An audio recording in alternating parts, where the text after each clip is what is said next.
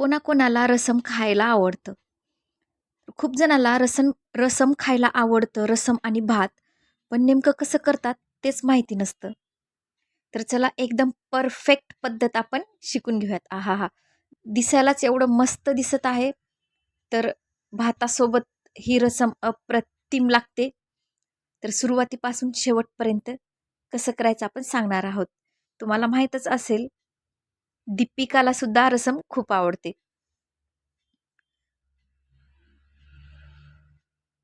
बघा फोडणी कशी द्यायची, सुरुवातीला काय टाकायचं, त्यानंतर जे हातांनी पूर्ण बारीक करून घेतात ना, तर मी हात लावणार नाहीये.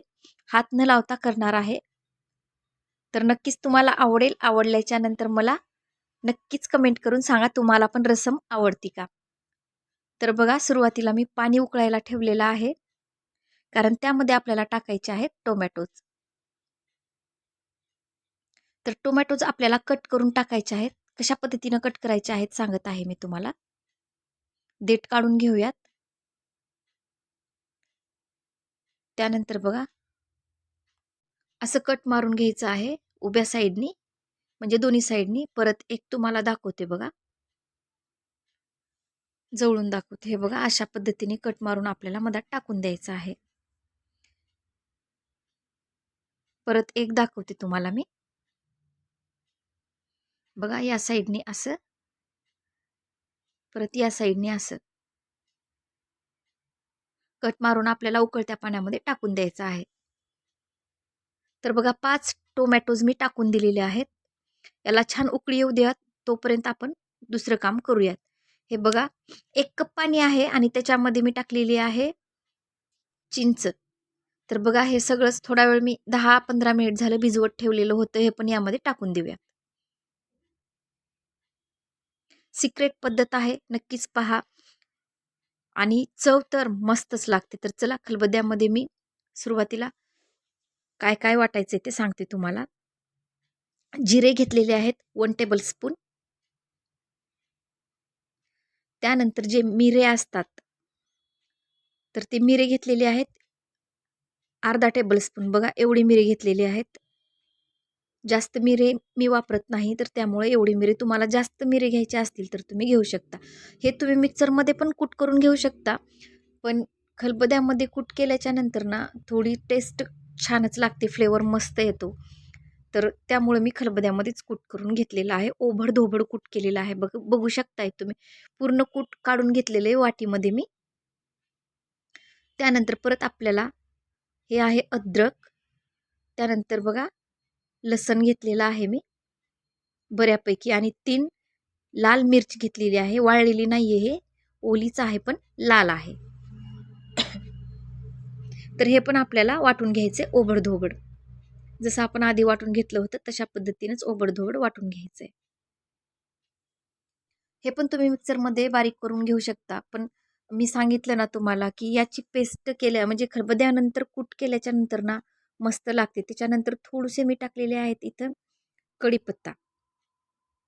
10 ते 12 पानं कढीपत्त्याचे टाकून द्यायचे आहेत. आणि असंच तुम्ही खलबत्त्यामध्येच करा, कारण खलबत्त्यामध्ये केल्याच्या नंतर मस्त टेस्ट लागते. तुम्ही जर मिक्सरमध्ये केला तर तेवढी छान टेस्ट लागत नाही. पण तुम्हाला करा वाटत नसेल तर तुम्ही मिक्सरमध्ये पण करू शकता. तर बघा बारीक झालेला आहे. हे पण काढून घेऊयात आपण. सुरुवातीपासून स्किप न करता तुम्हाला प्रोसिजर दाखवत आहे, तर तुम्ही पण स्किप न करता करा. कारण माझे छोटे-छोटे सिक्रेट असतात. ते जर तुम्ही मिस केलं तर तुम्हाला व्यवस्थित बनणारच नाही तुमची रेसिपी. तर बघा छान उकळून झालेलं आहे. तर याला आपल्याला थंड करायचे. तर त्याआधी आपल्याला हे पूर्ण बारीक करून घ्यायचे. तर बघा मी तुम्हाला सांगितले होते, की मी यामध्ये हात घालणार नाहीये. कारण रसम करण्याची पद्धत म्हणजे परफेक्ट पद्धत, म्हणजे जी प्राचीन पद्धत आणि खरी पद्धत आहे, ती हातानेच पूर्ण असं जसं मी असं करत आहे, तर ते हाताने करतात आणि पूर्ण बारीक करून त्याची वरची साल असते ना, तर ती काढतात. तर बघा अशा पद्धतीनं आपल्याला बारीक करायचं आहे. असं पण तुम्ही हात न घालता बारीक करू शकता. त्यानंतर आपल्याला याच्यामधलं जे आहे ते काढायचं आहे. बघा अशी पद्धत आहे खरी. अशा पद्धतीनं करतात. पण आपल्याला जास्त असं करायची गरज नाही आहे, कारण आधीच आपण बारीक करून घेतलेलं आहे. आणि जे वरची साल आहे तर ते काढण्यासाठी तर स्वच्छ हात धुवून आपल्याला हे काढून घ्यायचं आहेच, घ्यावंच लागणार आहे. आणि दुसरी गोष्ट म्हणजे एक लक्षात ठेवा, की उकळतं पाणी होतं तर ते आपण थंड झाल्याच्या नंतर, कोमट झाल्याच्या नंतर हे करणार आहोत. आणि उकळत्या पाण्यामध्येच आपण आधी बारीक करून घेतलेले आहोत, ते तर उकळत्या पाण्यातच करायचे. पण जेव्हा तुम्ही हात टाकत आहात तर हे कोमट झाल्याच्या नंतर प्रोसिजर करा. आधी जर टाकलात तर त्रास होईल. हे बघा, पूर्ण काढून घेत आहोत आपण.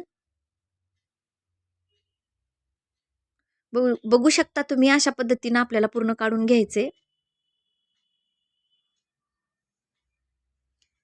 आणि त्यानंतर जे आपण वरचा चोथा काढून घेतलेला आहे, तर यामध्येच आपण टोमॅटोज पण टाकलेलं होतं.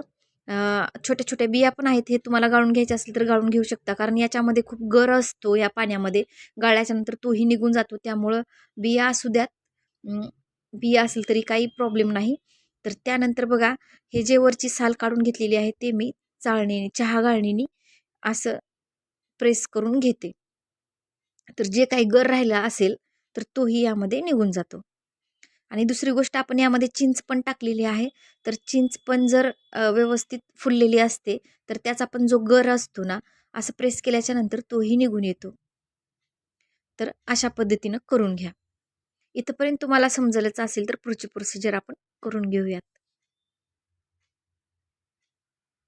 बघा, पूर्ण काढून झालेला आहे.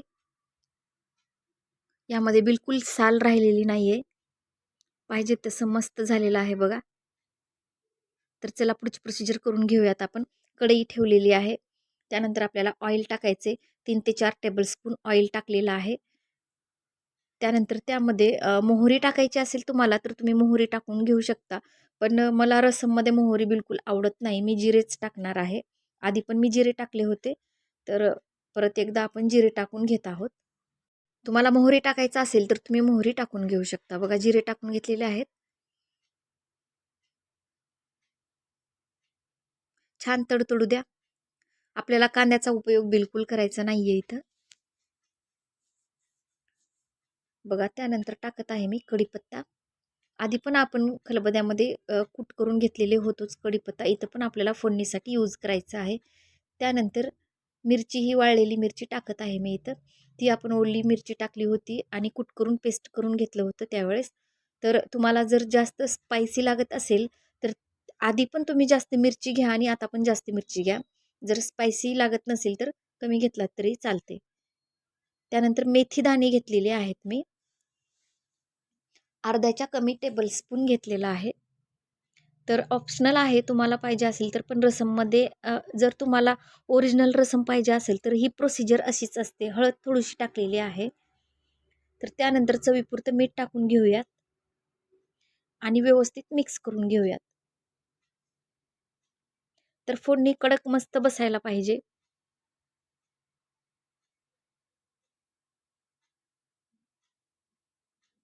त्यानंतर जे आपण पेस्ट तयार केलं होतं, खलबत्त्यामध्ये कुटलं होतं, ते आपण टाकून घेऊयात. मिरची, लसण, त्यानंतर थोडीशी अद्रक टाकली होती. तर ते पेस्ट मी इथं टाकून घेतलेलं आहे. आणि कढीपत्ता पण थोडा टाकला होता. व्यवस्थित मिक्स करून घेऊयात. थोडंफार पिंकिश ब्राऊन कलर येजेपर्यंत आपण मिक्स करून घेऊयात. कच्चं बिलकुल राहू देऊ नका, कारण फोडणी परफेक्ट झाली म्हणजे मस्त चव लागते. फोडणी परफेक्ट झाली म्हणजेच भाजी परफेक्ट झाली. तर बघा, फोडणी छान मस्त तडतडली आहे. मस्त ब्राऊन कलर आलेला आहे बघा. तर त्यानंतर आपण यामध्ये टाकून देऊयात आपण तयार केलेली ग्रेव्ही.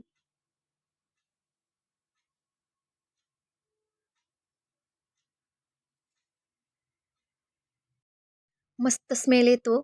तुम्ही नक्कीच करून बघा. तुम्हाला जर तुम्ही आजपर्यंत रस्सम कधी खाल्ली नसेल ना, तर मी जशी प्रोसिजर सांगितलेली आहे तशी करून बघा. आणि मस्त गरम-गरम रस्सम, गरम-गरम भातासोबत खाऊन बघा. मस्त, एकदम भारी लागते.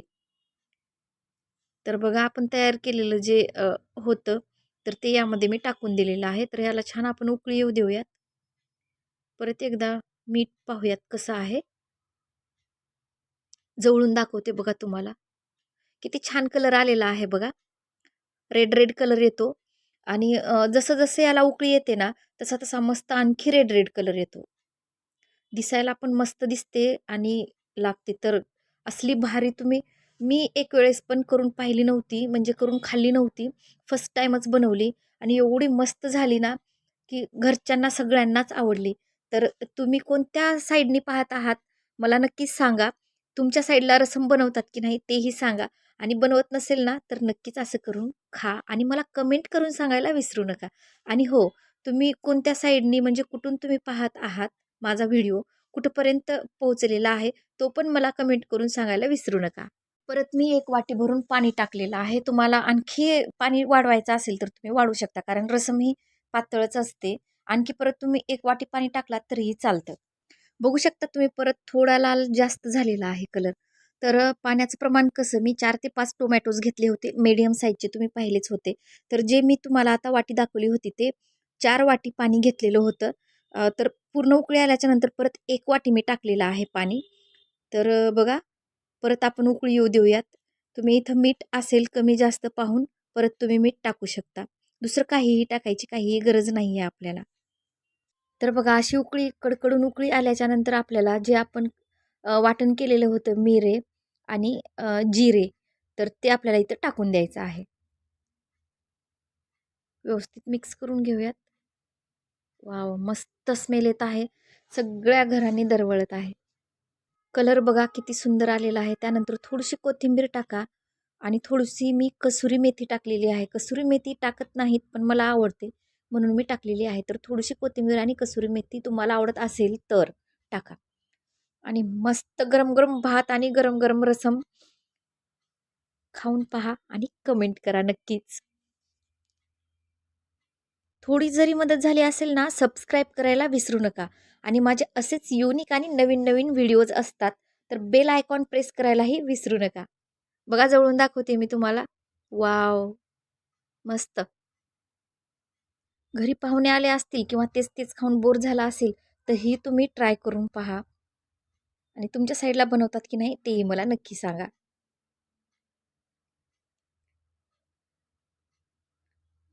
तुम्हाला माहीतच आहे आपण यामध्ये काय-काय टाकलेलं आहे. त्यामुळं पचायला पण सोपंच आहे. म्हणजे साइड इफेक्ट पण बिलकुल नाही आहेत याचे. तर मस्त राहा, खुश राहा, मजेत राहा, आनंदी राहा आणि माझे नवीन-नवीन रेसिपीज पाहत राहा. भेटूयात अशाच एका नवीन युनिक रेसिपीसोबत. तोपर्यंत मस्त राहा. Thank you.